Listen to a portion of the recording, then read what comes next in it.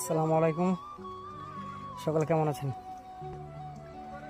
এই পড়ন্ত বিকালে মাছ ধরতেছি নদীর পাড়ে আমাদের গাঙে।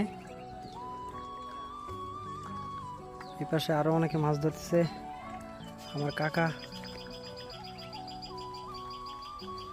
নদী প্রায় শুকিয়ে গেছে, একদম পানি কম। ছোট মাছগুলো এখন একটু পাওয়া যাচ্ছে, যার কারণে সবাই ব্যস্ত মাছ ধরার জন্য। এখানে দেখুন আরো অনেকে মাছ ধরতেছে।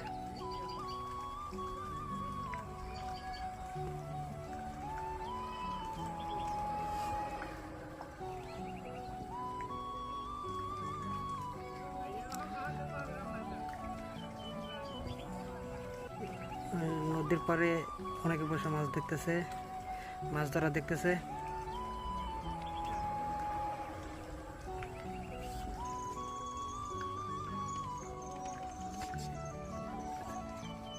মোটামুটি পাওয়া যাচ্ছে, আসলে ওই রকম বেশি পাওয়া যাচ্ছে না।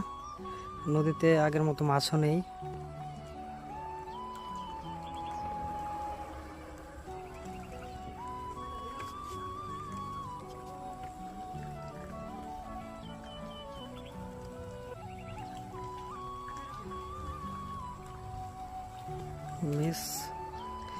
মাছ ওঠেনি।